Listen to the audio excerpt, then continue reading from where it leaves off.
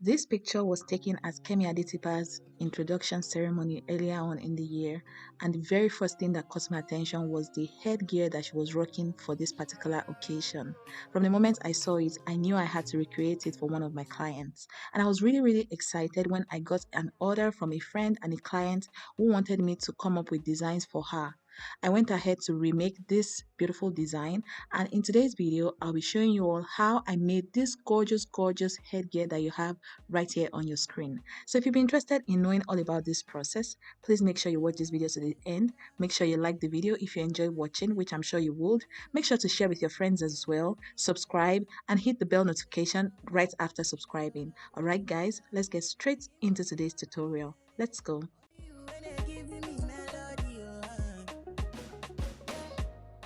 To start off this tutorial, please take note of the following measurements right here on your screen.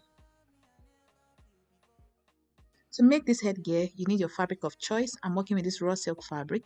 You need something called wadding, and I'm using this thick wadding right here on your screen. You also need your measuring tape for taking measurements. You need your tailoring chalk for marking those measurements. You also need a ruler for, drawing lines and all of that and connecting dots. You also need your trimming of choice. For me, I'm working with this trimming that I have right here on the screen. Feel free to use something else if that's what you want, okay? There are different types of trimming on the market. Right after getting your tools together, it's time to get straight to work. The very first thing you'll be doing is to cut out your fabric. Okay, you need 2 pieces of fabric because we are forming a twist. For me, I have 2 pieces of fabric that are about 40 inches long and 10 inches wide. Okay, 40 inches is too long because the head circumference of my client is 23 inches, okay, but I cut out 40 inches because I'm twisting and it's better for my fabric to be excess than for it to be too small. Okay, so what I'm going to do now is I'm going to pull the edge of my fabric together. I'm joining it on the side, okay, right side facing each other. I also went ahead to weave the edge of the fabric because for people that know how raw silk tends to behave, okay, it frays a lot, so I had to also weave the fabric right after sewing the edges together. So what I'm doing here is I'm turning the fabric to the right side. Okay, I sewed it together, right side facing each other. Right after doing that, it's now time to turn the fabric inside out.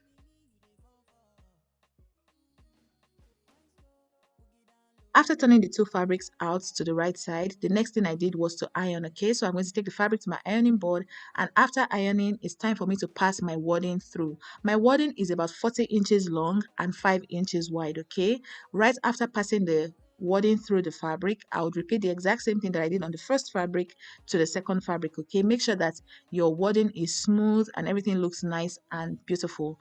While also passing your wadding through, you want to make sure that it doesn't get to the edge or the top of your fabric. Okay, you are passing it through so that you have at least 2 inches of space at the top of your fabric. Okay, and we would see the reason why. But once I was done doing this for the first fabric, I went ahead to repeat the same process, passing my wadding through the second fabric, making sure that the wadding doesn't get to the top of the fabric. Now I have my fabric on top of each other. I remember the 2 inches space I told you about exactly. The 2 inches space at the top of the fabric is to allow us find it easy when sewing. Okay, if we allow the wadding get to the extreme top, sewing might be a bit difficult.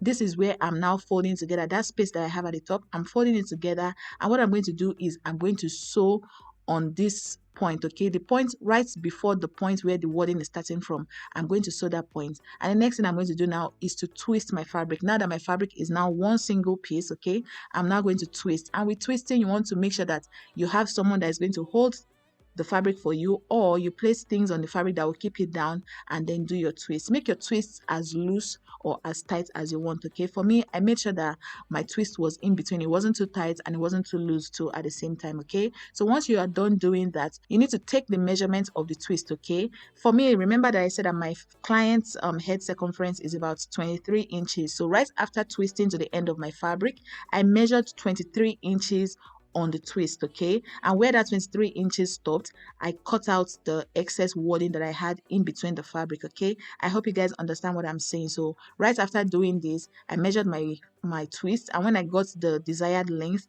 I went ahead to cut off the excess wadding. Remember that the wadding that I used was 40 inches long. 40 inches is too much, but like I said, it's better to have excess fabric than to have too little fabric. When the fabric is too little, things get a bit tricky from there. So right after taking the measurements, I held that point tightly, and I went ahead to just cut off the excess wording that I have going on there. I'm still going to also go ahead to cut off the excess fabric, but before cutting the excess fabric, what I'm going to do is I'm going to sew the point where that my 22 inches of twist stops at, okay? And right after sewing it, I'm also going to cut off the excess fabric, making sure that I have at least 2 inches of fabric, just hanging out, and then I'll also weave the edge of the fabric to prevent it from fraying. For some of the things that I'm saying, I didn't capture it on my camera for whatever reason. I don't even know what happened, but just take note of some of the instructions that I'm passing in this video. And if you still have comments or questions, please drop it in the comment section. So what I'm going to do now is I'm going to go and sew that point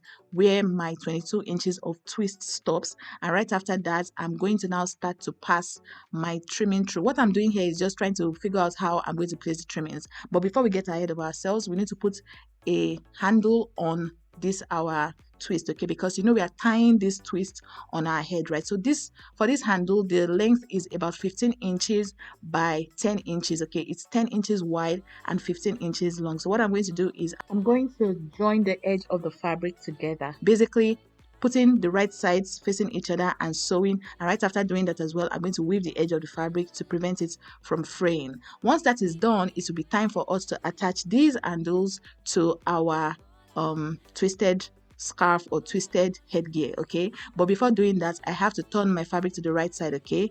Right after doing that, I'm now going to place the torn fabric, okay, the fabric that is now on the right side. I'm going to place it, and the placement requires, there's a technique to it, so please pay close attention going forward from this point, okay? So you're going to place the fabric in such a way that the edge of the fabric is on the twisted scarf, okay, because you want to sew it in such a way that your stitches will not show on the right side of the twisted scarf. I hope it all makes sense. But you're placing your fabric just the way I did. You see that the handle that we are trying to make is falling over on the twisted scarf, okay? It's not leaning to the other side. And right after folding them out, you now sew, and you see how it's going to look right after sewing, okay? That's what I'm illustrating right there for you. So what I'm going to do now is I'm going to pin this point and then take it to my machine to sew. I repeated the same thing for the other side of the fabric.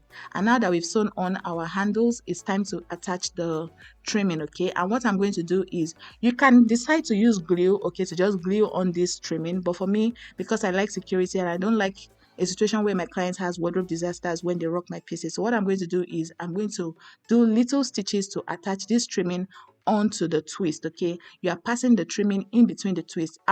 For me, the trimming I used was about 1 yard, but I would have preferred if I had up to 1.5 yard, because at the point I had to be managing the trimming basically. So for the trimming, make sure you have at least 1.5 yard of trimming, okay? So you might have excess, okay, but it's better to have excess than to have too little. So you see where I'm passing the trimming in such a way that it just looks aesthetically pleasing on the twisted scarf, okay? So you're passing the trimming in between your twist, raising it up a little bit. Right after doing this, you can also still sew the trimming onto the points where you're passing it through on the twist, okay, just to avoid it moving around, because if you don't sew it, chances are the trimming will be moving around. But if you don't want it to move around at all, please go ahead to do some little stitches on the trimming and on the fabric to also promote security with your design, okay? For me, I went ahead to do some hand stitches, even though I didn't capture it on camera, but yeah, I went ahead to do little stitches on the scarf and on the trimming as well, to make sure that the trimming doesn't move around on the scarf. And yeah guys, that's pretty much it for this tutorial, okay? I did a little bit of hand stitching like I said earlier, but I didn't capture it on camera.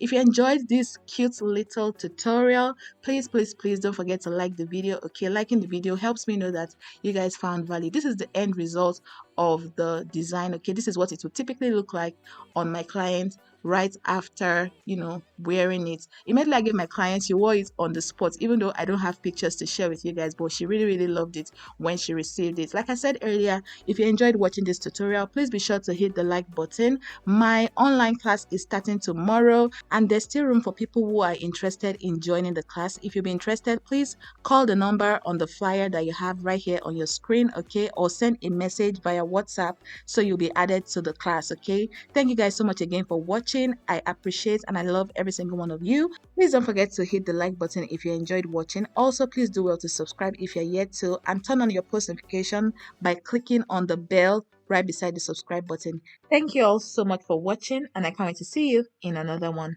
Bye.